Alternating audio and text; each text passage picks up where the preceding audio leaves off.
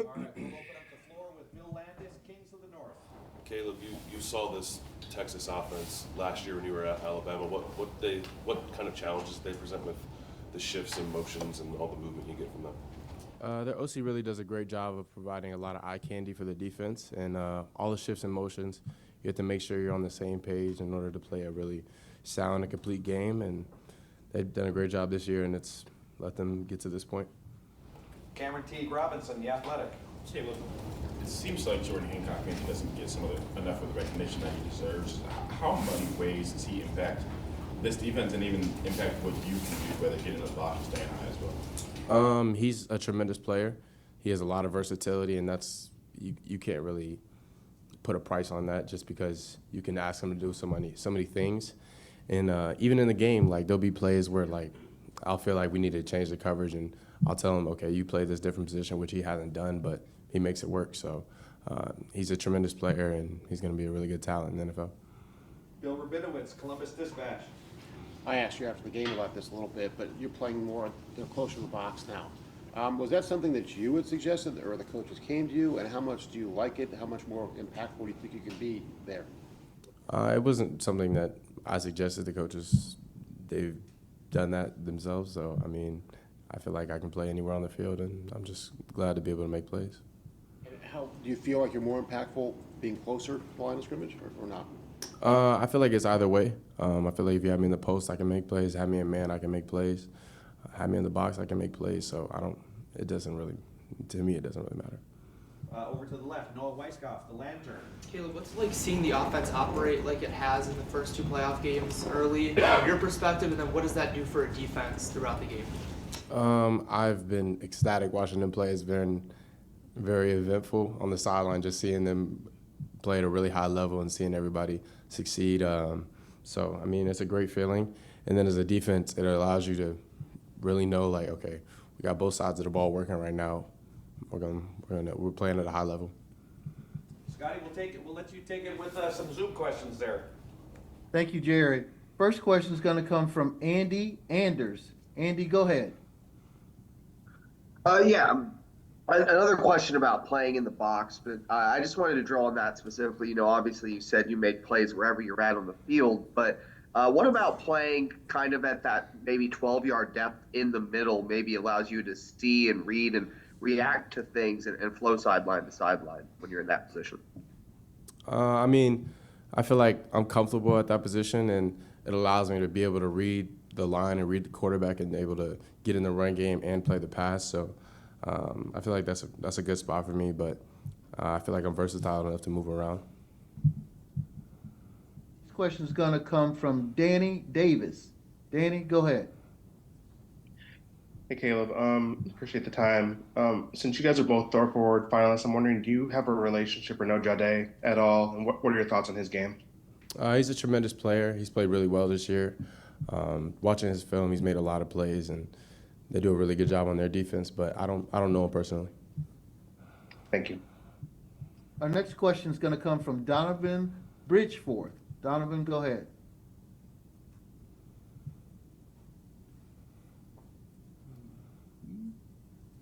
I think he withdrew his question. We will go to Kurt Bowles. Hey, Caleb. I was going to ask you about the Michigan thing. Texas obviously went up there at Ann Arbor and beat them, and y'all had your issues with them. Do you put any stock in that, or was that Texas-Michigan game just so long ago it doesn't matter at all? I mean, at this point in the season, it's win or go home. So really, whatever happens in the past doesn't have any stock or anything. Doesn't mean anything. So we have to play on Friday, and that's really all that matters. We're going to take two more from Zoom before turning it back. Our first one's going to come from Steven from Cleveland.com. Go ahead. No, Stefan, I'm sorry. Hey, Caleb, we've seen you were talking about the Ohio State offense, the success that they've had. Obviously, Jeremiah's been a big part of that. What's it been like this year going against him in practice? And, after doing that, does it surprise you at all to see him having the success he's had as a freshman? No, it doesn't bring any surprises. It was pretty easy to see the talent that he has and the blessings that God has put on his plate. But it's always a challenge going against Jeremiah and the other receivers and Mecca and Carnell in practice, and even guys like Brandon Ennis and Bryson Rogers. They do a great job bringing looks for the defense and create a lot of obstacles. Our final question from Zoom is going to come from Dan Hope. Go ahead, Dan. Caleb, Quinn had a lot of success against you guys when you played him at Alabama last year. Just what do you remember from going up against him last year, and what can you learn from that game? Really smart quarterback, knows how to operate their offense, puts the ball in the right places, and then Coach Sarkisian does a great job putting him in positions to win. All right, Jerry, back to you. Yep, thank you. Rob Aller, Columbus Dispatch. Caleb, JT and Jack playing opposite sides. Are they as opposite off the field as they are on in terms of personality and just the people they are? They're opposites, but they're also like one of the closest people I know. They spend a lot of time together. They've come from different sides of the country, so they're different people for sure. But they're both really great people and really great men. So I respect both of them. If you had to describe their personalities, how would you do that?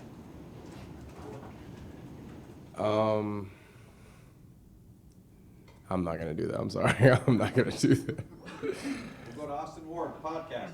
Throughout the season, we would always see you on like Wednesday nights. You and Lathan would be some of the last people off the field.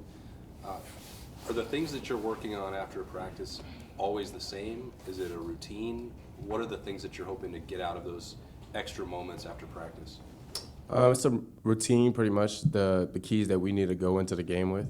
And then also it changes week to week based on what our jobs are going to put us into doing. So every week we go through the same things, and then we add certain things that we do for the week, what the team that we play is going to ask us to accomplish. Bill Rabinowitz, Columbus Dispatch. Yeah, I already got mine, Jerry. Oh, okay. Joey Kaufman, Columbus Dispatch.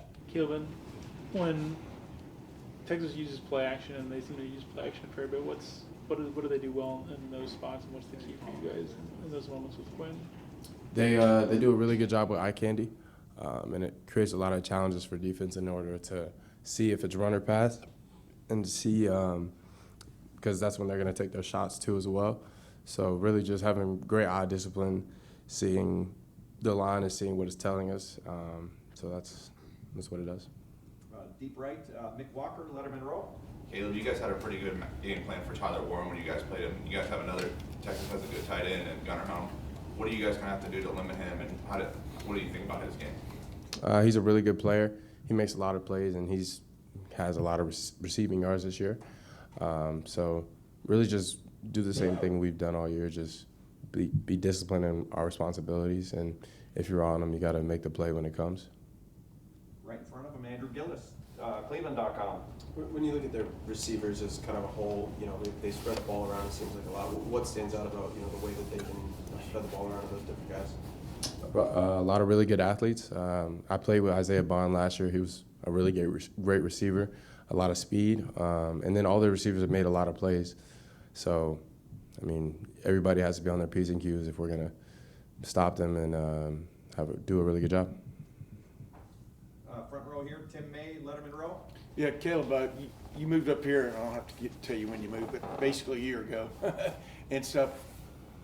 It was a little bit of a leap of faith because you know how many athletes are on this team, good athletes and stuff. But when did you really feel this defense come into its own? And then past that, man, watching you in the Rose Bowl, your recognition of what was coming seemed to be on point. Did it feel like that?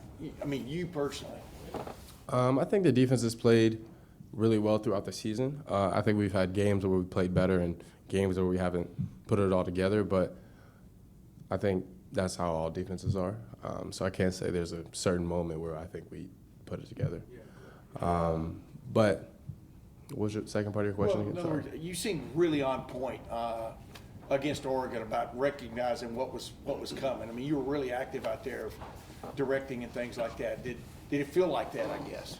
I feel like, as Luke said earlier, the preparation that we put in goes into that, and just feeling comfortable in what we're doing, comfortable in what we're seeing with the other teams.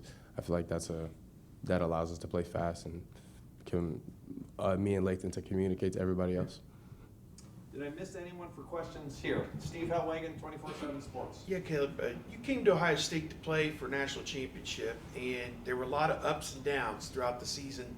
Just to be in this position, the last 4 teams still alive, just do you feel validated by that? And did you always have faith that this is how it was going to turn out? I came to Ohio State to become a better player and to help the team be as good as it can be, not to win a national championship. Not like that wasn't the only goal for me coming here. Really just wanted to be on the team and be with the brotherhood. But it's a great feeling being in the Final Four and being with the team and everything that comes with that. But it's a blessing to be here. And one final question, Bill Rabinowitz, Columbus Dispatch. Yeah, I did want to follow up. When I talked to you after the game, you said when they scored their first and second touchdown, you were really hot on the sidelines. What was your message to the team? And you know that's a good offense. They're going to score against most teams. Why were you so hot?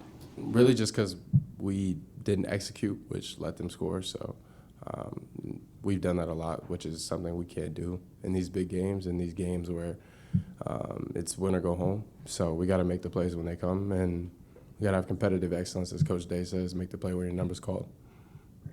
Caleb, thank you very much.